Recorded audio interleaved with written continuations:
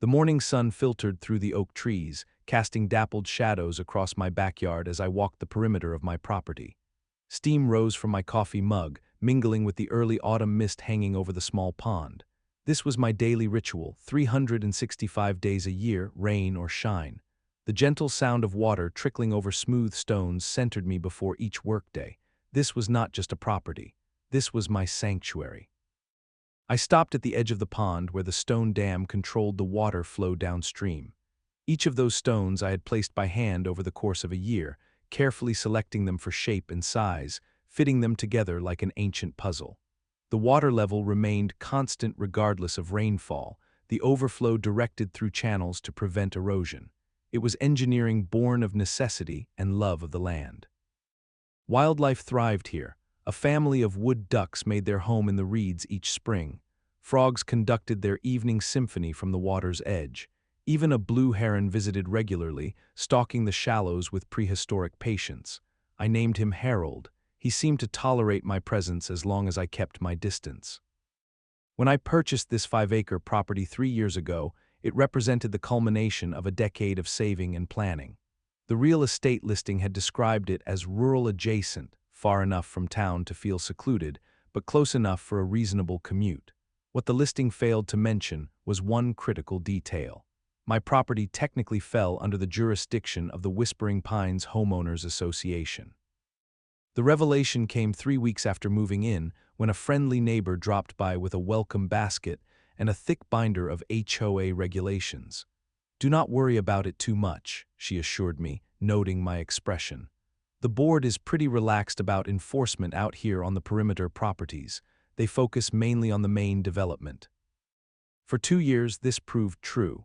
I attended the occasional HOA meeting, paid my modest annual dues, and otherwise lived in peaceful coexistence with the community.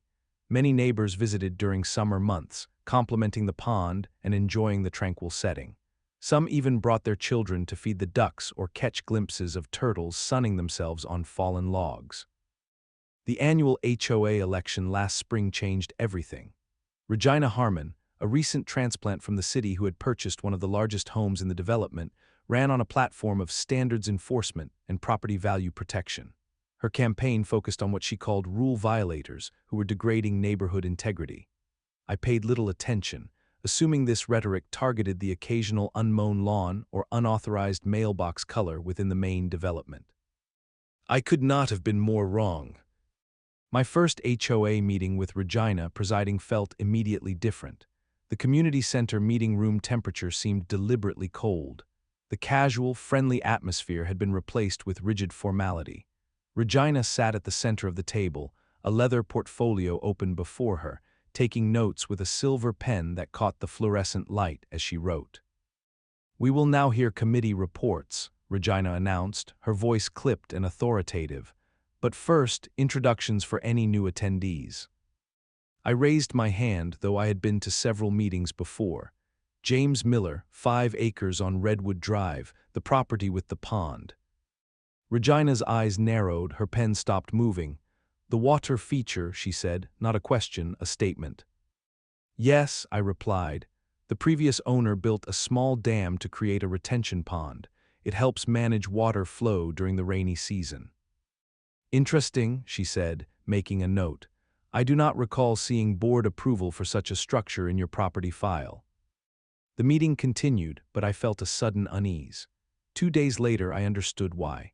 A certified letter arrived in my mailbox, the Whispering Pines HOA logo prominent in the corner. Inside, a formal violation notice stated in bold type: "Unauthorized water diversion structure must be removed within 30 days or face daily fines of $200. I read the letter 3 times, disbelief turning to anger. The dam predated my ownership. It served a practical purpose beyond aesthetics. It had never been questioned before. I called the HOA office immediately, but was told Regina was unavailable. The receptionist took a message, her voice sympathetic but helpless. That night I stood by the pond as darkness fell, listening to the chorus of frogs and watching ripples from fish breaking the surface tension of the water. The peace of this place had drawn me here, represented everything I had worked for. Now my paradise was under attack from someone who had never even set foot on my property. someone who did not understand what was at risk if the dam were removed. The HOA office occupied a small suite in the Whispering Pines Community Center. The reception area displayed framed photographs of manicured lawns and pristine houses that had 1 Yard of the Month accolades. Not a single image showed the natural beauty of the surrounding landscape, the old-growth forest, the seasonal creek that fed my pond, the rolling hills that made this region so distinctive. I arrived for my appointment with a portfolio bulging with documentation, engineering diagrams showing water flow patterns, rainfall statistics for the county going back 20 years, a letter from the previous owner explaining how he had constructed the dam after the flood of 2015 had devastated properties downstream, even photographs documenting the wildlife habitat the pond supported. Regina kept me waiting 15 minutes beyond our scheduled time. When finally invited into her office, I found her typing at her computer, not bothering to look up as I entered. "Have a seat, Mr. Miller," she said without greeting. The office thermostat was set unnecessarily cold, making the space uncomfortable, a power move, I suspected. I spread my documents across her conference table, explaining each one carefully. The engineering plans showed how the dam created a retention basin that slowed water during heavy rainfall. The wildlife documentation demonstrated the ecological benefits. The letter from the previous owner confirmed the structure predated my purchase. "This dam actually protects the properties downhill from mine," I explained, pointing to a topographical map. "During heavy rains, it holds back thousands of gallons that would otherwise flood homes in the development." Regina glanced at my materials with evident disinterest. Her manicured nails tapped impatiently against her leather portfolio. She did not pick up a single document for closer examination. "Rules are rules, Mr. Miller," she declared, cutting me off mid-sentence. "The HOA charter clearly states no waterway modifications without board approval. Your predecessor never obtained that approval." "But the dam benefits everyone," I insisted. "It has been there for years without complaint." "Previous board negligence does not constitute approval," she replied coldly. "The structure must be removed or properly permitted through current procedures." "What would those procedures involve?" I asked. "A formal application, professional engineering assessment, environmental impact study, and board vote," she recited. "The process typically takes 6 to 8 months and costs approximately $5,000 in fees and required studies." As I packed up my rejected documents, defeated for now, Tom Parker, the HOA treasurer whom I recognized from previous meetings, approached. He discreetly slipped me his business card with a note scrawled on the back, "Call me, not the first time." That evening Tom answered my call immediately. "I cannot talk long," he said, his voice low. "Regina has made targeting violations her personal mission. Last month it was the Hendersons' wheelchair ramp. Before that, the Patel's vegetable garden." "But why my dam specifically?" I asked. Tom hesitated. "You might not know this, but Regina has had significant water damage to her basement during previous rain seasons. Thousands in repairs. That damage mysteriously stopped after your predecessor built that retention dam." The connection became obvious, so removing my dam could actually cause flooding to her property again. "Not just hers," Tom confirmed. "At least a dozen homes in that low section of the development, but Regina believes enforcement matters above all else, even when it makes no practical sense." Armed with this information, I filed a formal appeal the next morning, requesting a hearing before the full board. The HOA regulations clearly stated all homeowners had this right. I paid the $50 appeal fee, received a receipt, and waited. 3 days later, my appeal documents arrived back in my mailbox. A red stamp across the cover page declared "rejected" in bold letters. A sticky note in Regina's handwriting explained, "Appeal denied due to clear violation status.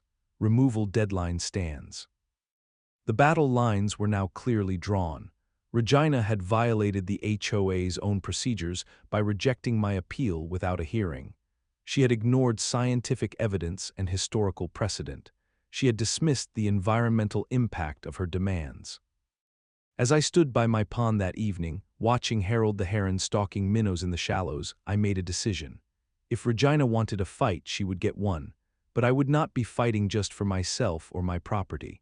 I would be fighting for every homeowner bullied by arbitrary enforcement, for the ecosystem dependent on this water, and for common sense itself. My dining room transformed into a war room over the next week.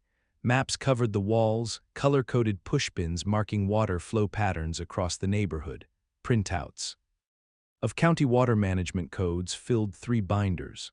Yellow highlighter marked relevant passages in the HOA bylaws stacked on the table. Sleep became a luxury as I dove deep into the legal complexities surrounding water rights in our county. The lawyer cost $300 for our initial consultation, but his insights proved invaluable. Martin Reeves specialized in property disputes and had handled several cases involving HOAs overstepping their authority. His gray mustache twitched with interest as he reviewed my documentation. Regina has violated multiple procedural requirements in her crusade against your dam, he confirmed, marking pages in the HOA charter. The bylaws explicitly require a full environmental impact assessment before demanding removal of any water management structure. Furthermore, they mandate a hearing for any appeal filed by a homeowner. "Can we sue?" I asked. "Not yet," Martin cautioned. "You need to exhaust all administrative remedies first, document everything, send formal letters citing the specific bylaws violated, request responses in writing, build your case methodically." Following his advice, I drafted a formal letter citing the applicable HOA regulations and requesting the board honor my right to a hearing. I sent it via certified mail to each board member individually, not just to the HOA office where Regina might intercept it. Simultaneously, I began researching county regulations. The Public Records Office contained a treasure trove of information. Geological surveys showed my property sat at a critical water collection point that had been directing runoff away from the development for decades before homes were built. Rainfall data confirmed our region received among the highest seasonal precipitation in the state. Building permits revealed that the Whispering Pines development had been approved only with assurances of adequate water management systems. Systems that included natural retention areas exactly like my pond. Most significantly, I discovered environmental protection statutes that might shield the dam from removal. The county code specifically protected established wetland habitats supporting native species. My pond, with its resident birds, amphibians, and plants, potentially qualified for this protection. Armed with this knowledge, I began methodically documenting the wildlife that depended on the pond ecosystem. I photographed the family of wood ducks that returned each spring, carefully noting dates and times. I recorded audio of the chorus of frogs whose evening songs serenaded the neighborhood. I cataloged the native wetland plants that had established themselves along the edges: cattails, sedges, and arrowhead plants that filtered the water naturally. The county environmental protection officer, Elena Rodriguez, agreed to visit my property after receiving my inquiry. She walked the perimeter of the pond, taking notes and photographs. "This absolutely qualifies as an established wetland habitat," she confirmed. "The biodiversity here is remarkable for such a small area. If the HOA is demanding removal, they would need county permits and likely mitigation measures to offset the environmental impact." I asked if she could provide this assessment in writing. Elena hesitated. "I can provide general information about the county code," she said carefully, "but I cannot issue official rulings on private disputes without a formal application process. That would require filing environmental impact study paperwork." Meanwhile, Regina escalated her tactics. Notices about accumulating fines appeared on my mailbox. Letters threatening a property lien arrived weekly. Each communication deliberately ignored the procedural violations I had cited and my requests for a formal hearing. The neighborhood became a battleground of whispers and sideways glances. Some neighbors stopped by under cover of evening to offer support, afraid of becoming Regina's next target if seen openly siding with me. Others, members of Regina's social circle, made a point of commenting loudly about rule breakers destroying property values when I passed them while walking my dog. Tom Parker called one evening with disturbing news. Regina convinced the board to allocate funds for emergency environmental remediation at the next meeting, he warned. She presented documentation claiming your dam poses an imminent hazard requiring immediate action. That is completely false, I protested. The dam prevents hazards, not creates them. The vote passed 3-2, Tom said grimly. I voted against it, along with Susan from Birch Street, but the others went along with Regina. They authorized hiring contractors for immediate removal. Is that even legal without permits from the county? I asked. Regina claims HOA emergency powers supersede normal permitting requirements, Tom replied. I tried to argue, but she had some letter from an environmental consultant I have never heard of backing her claims. The walls were closing in. Despite all my research and documentation, Regina had outmaneuvered me by simply changing the rules of engagement. She had circumvented normal procedures by declaring an emergency that did not exist. That night I called Martin again, explaining the escalation. File for an emergency injunction first thing tomorrow, he advised. We need to get in front of a judge before any action is taken. I scheduled an appointment for the following afternoon, the earliest Martin could fit me in. As I hung up the phone, a new certified letter arrived, this one notifying me that contractors would be on site within 48 hours to remove the hazardous unauthorized structure. The countdown had begun. The sound of diesel engines greeted me as I turned onto my street after work. I had spent the afternoon with Martin, preparing the emergency injunction paperwork. We planned to file it first thing the next morning when the court opened, but Regina had moved faster than either of us anticipated. 3 men in yellow safety vests operated a small excavator and dump truck at the edge of my property. Regina supervised from her spotless white SUV, window rolled down, designer sunglasses perched on her nose despite the cloudy afternoon. My tires sprayed gravel as I skidded into my driveway, heart pounding against my ribs.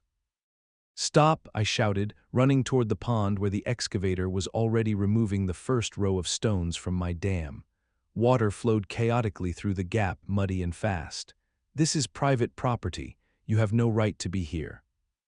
The machine operator glanced uncertainly between me and Regina, but did not stop working. The other workers averted their eyes, continuing to load displaced stones into the dump truck. Regina stepped out of her vehicle, a manila folder in her manicured hand. Her expression showed neither anger nor triumph, just cold efficiency. Mr. Miller, she said calmly, the HOA has determined this unauthorized structure presents an imminent environmental hazard requiring immediate remediation.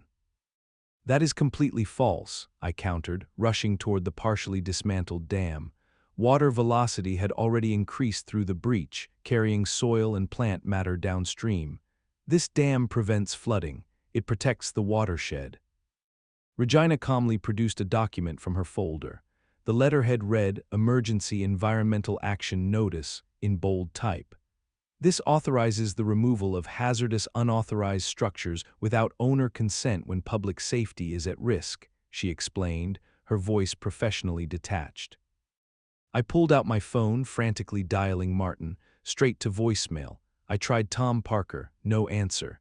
Even Alina Rodriguez at the county environmental office, no response. It was 4:45 p.m. on a Friday.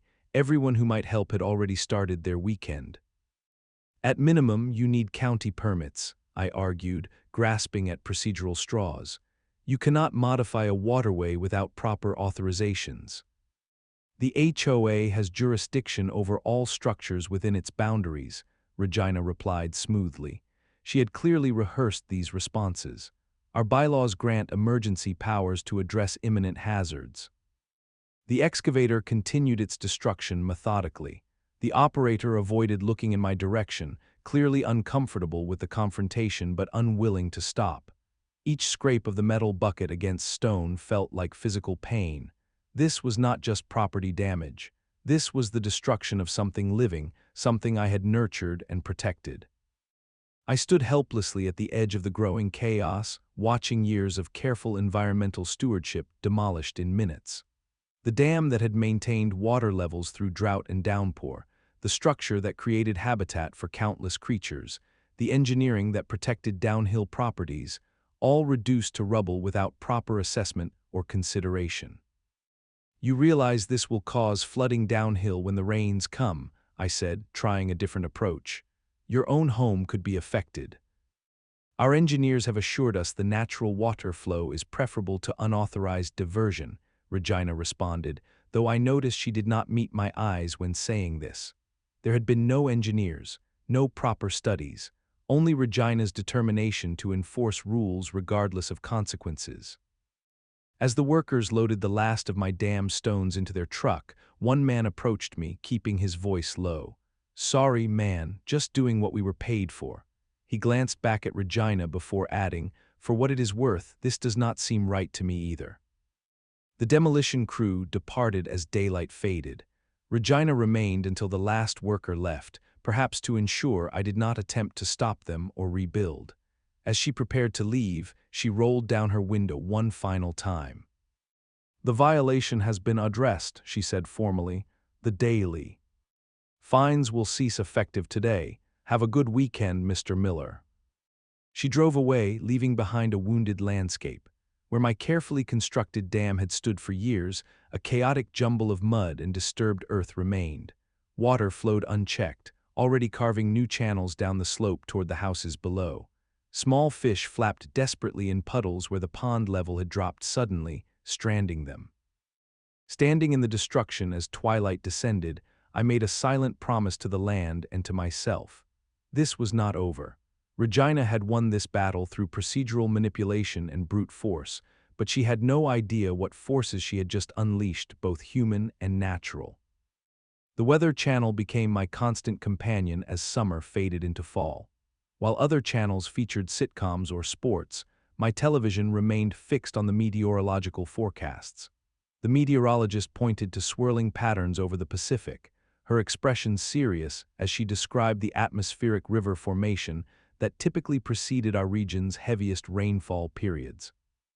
"Models predict our wettest rainy season in decades," she announced, highlighting pressure systems in bright colors. "Areas with history of flooding should prepare early this year." Each morning I walked my property, camera in hand, documenting the changes in water flow patterns since the dam removal. Even modest rainfall now created new erosion channels, carved deeper with each passing storm. Without the retention pond to slow and distribute the water, runoff moved directly downhill toward the Whispering Pines development. The path of least resistance led straight toward the neighborhood's lowest point, coincidentally, the cul-de-sac where Regina's home stood. I drafted detailed warning letters to the HOA board, complete with photographs showing the developing erosion patterns. Each letter included timestamps, specific measurements of soil displacement, and projected water flow calculations based on expected rainfall. I sent these by certified mail, return receipt requested, keeping meticulous records of delivery confirmation. Regina's response arrived predictably. "The HOA acknowledges your correspondence, but rejects your unqualified assessment of drainage patterns. No action required." Undeterred, I contacted the County Water Management Office. After explaining the situation, they agreed to send Diane Mercer, their senior hydrologist, to survey the area. Diane arrived in rubber boots and a rain jacket despite the clear weather, prepared for field work. She spent 2 hours examining the disturbed landscape, taking soil samples and measuring gradients with professional equipment. "This natural basin was functioning as a retention pond," she explained, marking points on her map with growing concern. "Without it, you have uncontrolled flow toward those houses downstream. The displaced soil is already creating channels that will accelerate water movement during heavy rains." The HOA removed the dam claiming it was an environmental hazard, I explained. Diane frowned, making additional notes. "That makes no sense from a hydrology perspective. This retention area was preventing hazards, not creating them." She hesitated before continuing. I cannot get involved in private disputes, but I can provide you with an official assessment of the current conditions for your records." Her report arrived 3 days later, filled with technical terminology but with a clear conclusion. Properties downhill faced significantly elevated risk of water intrusion during periods of sustained rainfall due to removal of functional water retention features. Armed with this professional assessment, I requested time to speak at the October HOA meeting. Regina initially denied my request, but relented when Tom Parker pointed out that homeowners had the right to raise safety concerns during open comment periods.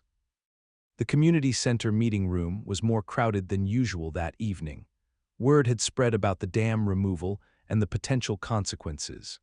I presented Diane's findings methodically, displaying photographs of the developing erosion channels and maps showing projected water flow during heavy rainfall. "These are not my personal opinions," I emphasized. "These are professional assessments from the county's own hydrology expert." Regina sat stone-faced throughout my presentation.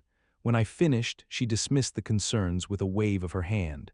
"Mr. Miller presents amateur alarmism and revenge-motivated fear-mongering," she declared. "The board has addressed an unauthorized structure that violated our covenants. The matter is closed." Several homeowners looked troubled, particularly those whose properties lay in the potential flood path. Questions began, but Regina abruptly adjourned the meeting, citing time constraints despite being only 30 minutes into the scheduled hour. As the meeting broke up, the first heavy drops of rain began to fall, drumming against the community center roof with ominous intensity. Several homeowners glanced up nervously, then back at me. The timing seemed prophetic. That night I secured my property, moving valuables to higher shelves and connecting backup sump pumps. I installed additional security cameras positioned to capture the water flow patterns across my property and toward the development below. The rain gauge on my back deck steadily climbed as I checked whether radar showing a massive system moving in. The storm had arrived, both literally and figuratively. The rain fell with biblical intensity for 3 days straight. Not the gentle, nurturing rain of spring that coaxes flowers from the soil, but the punishing, relentless deluge that reshapes landscapes and tests human engineering. From my home office window, I watched the unstoppable physics of water finding its path of least resistance, exactly where my dam had once channeled it safely away from structures. My security cameras captured the progression hour by hour, the former pond area filling, then overflowing, water carving new channels straight toward the cluster of expensive homes at the base of the slope. Where my dam once stood, muddy water now rushed unimpeded, carrying soil, branches, and debris toward the Whispering Pines development. The first call came at 2:17 a.m. on the third night of rain. My neighbor Barbara, whose home sat at the upper edge of the development, her voice tight with panic. "James, there is water coming through our back door," she said, the fear evident even through the phone. "The yard is completely flooded. The drainage ditches overflowed hours ago." "Have you called emergency services?" I asked, already knowing what was happening. "They say they are overwhelmed with calls," Barbara replied. "They told us to move valuables upstairs and wait for assistance." Before I could respond, call waiting beeped. Then again, and again. Within 30 minutes, I had received calls from 7 different neighbors, all reporting water encroaching on their homes. The retention pond that once held back thousands of gallons during heavy rainfall no longer existed to protect them. I pulled on rain gear and boots, grabbed powerful flashlights, and drove my truck down to the edge of the development. The scene was apocalyptic. Water coursed through yards, pooled in the street, and pressed against doorways. Security lights revealed homeowners wading through knee-deep water, carrying possessions to higher ground or loading vehicles parked on slight inclines. My phone recorded video of the exact water flow patterns. The hydrologist had predicted a record for whatever accountability might come later. But in the moment, documentation seemed less important than helping my neighbors. I loaded my truck with elderly residents from the lowest homes, driving them to the community center on higher ground where impromptu shelter operations were beginning. By 3 a.m., my kitchen had become an emergency center, sheltering soaked neighbors clutching hastily packed overnight bags, pets in carriers, and children in pajamas. I distributed towels, made coffee, and set up air mattresses in every available space. These were not just neighbors, but community members caught in a disaster that could have been prevented. The county emergency response teams arrived around 4 a.m., setting up floodlights and deploying pumps where they could be effective. The fire department launched a small rescue boat to reach homes in the lowest section of the development, the exclusive cul-de-sac where Regina and other board members lived. The irony was not lost on anyone. When headlights swept across my driveway at dawn, I recognized Regina's Mercedes attempting to navigate the mud-slicked road to my house. The vehicle slipped and slid before finally parking haphazardly. Regina emerged wearing designer rain boots already covered in mud, her typically perfect hair plastered against her head by the downpour. "You did this somehow," she accused, storming toward me as I stood on my porch. Her finger jabbed toward my chest as flashing emergency lights reflected off the torrential rain. "You sabotaged the drainage after we removed that illegal dam." Several of my sheltering neighbors stepped onto the porch behind me, forming a silent wall of support. Barbara stepped forward. "The county hydrologist warned this would happen, Regina," she said quietly. "James showed us the report at the meeting. You dismissed it." "He manipulated that report," Regina insisted, desperation edging her voice. "He has been against HOA authority from the beginning." The conversation ended abruptly as emergency radios crackled with reports of structural foundation concerns in several homes. Regina was called away when firefighters reported her own basement wall showing signs of imminent collapse from water pressure. The cruel irony was unmistakable. My property, now missing its protective dam, remained largely unaffected due to its higher elevation, while the development below faced its worst flooding in recorded history. The retention basin that nature had created, that the previous owner had enhanced with the dam, and that I had maintained, would have held back thousands of gallons of this floodwater, releasing it slowly over days rather than hours. As the gray morning light strengthened, it revealed the full extent of the devastation. Water reached porch levels on dozen homes. Cars floated in the lowest section of the development. Personal belongings created a sad debris field across once manicured lawns. The community faced a disaster that had been predictable, foreseeable, and entirely preventable.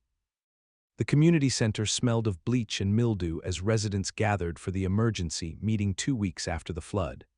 Cleanup crews had worked around the clock, but the damage remained evident everywhere. Water lines marking walls, piles of ruined furniture and drywall at curbsides, industrial dehumidifiers rumbling inside homes day and night. County officials had called this meeting to address recovery efforts and water management going forward. The room fell silent as the presentations began. My time-stamped photos and videos appeared on the projection screen, alongside official county documentation of the flood progression. The hydrologist, Diane Mercer, indicated with her laser pointer the exact path water had taken, precisely following the channels she had warned about in her report. "The former retention basin located on this property," she explained, highlighting my land on the map, "would have held back approximately 60% of the initial flood surge had the water control structure remained in place. The controlled release design would have distributed this volume over a 72-hour period rather than the 3-hour surge that overwhelmed drainage systems." The insurance adjusters delivered the next blow. A representative from Valley Insurance cleared his throat nervously before addressing the packed room. "After consultation with our engineers and legal team, we have determined that most policies will not cover the estimated $3.2 million in damages, because the flood has been classified as a preventable man-made incident resulting from improper water management decisions." The room erupted in angry shouts and questions. The adjuster raised his hands for quiet. "Documentation shows that a functioning water retention system was deliberately removed despite expert warnings about the consequences," he continued. Standard policy exclusions apply for damage resulting from known and willfully disregarded risks. The HOA's attorney, a silver-haired man who had not been present during Regina's crusade against my dam, looked grim as he addressed the board about their liability exposure. Legal terms like negligence, foreseeable harm, and failure of due diligence punctuated his quiet assessment. Regina sat silently in the back row, her usually perfect appearance now haggard from sleepless nights in a hotel room. Her home had suffered some of the worst damage, the irony lost on no one. When the class action lawsuit was mentioned, naming her personally alongside the HOA board, she stared straight ahead, expressionless. Her resignation letter was read aloud by Tom Parker, now acting as interim board president. The carefully worded statement contained a stiff apology and admission of procedural overreach in water management decisions. No direct acknowledgement of responsibility, but the implication was clear to everyone present. As winter turned to spring, I found myself in the unexpected position of consulting with county engineers on the new water management plan for our community. Years of experience observing water patterns on my property provided insights that even their sophisticated modeling systems had missed. We designed a comprehensive system that worked with the natural topography rather than against it. The centerpiece of this plan would be a larger, professionally designed dam creating an expanded retention basin in almost exactly the same location as my original structure. The county fast-tracked permits, waiving fees in recognition of the emergency situation. Insurance companies, facing millions in claims, contributed to the construction costs as a mitigation measure. Perhaps most remarkably, the community united in recovery efforts. Weekend volunteer crews helped rebuild not just the water management system, but the community's broken trust. Neighbors who had barely spoken before now worked side by side, moving earth, placing stones, and planting native vegetation to stabilize the new waterway edges. When the ribbon-cutting ceremony was held for the completed Whispering Pines Water Conservation Area, the following autumn, the modest bronze plaque acknowledged the original design that had protected the community for years before its untim. Ely destruction. Harold the Heron had returned, stalking the shallows of the expanded pond as though he had never left. The new HOA board, led by Tom, and including Barbara and other neighbors who had sheltered in my home during the flood, unanimously approved a comprehensive environmental protection amendment to the HOA charter. Never again would arbitrary rule enforcement take precedence over scientific evidence and environmental realities. Nature has a way of teaching hard lessons. Water will always find its path, sometimes so does justice.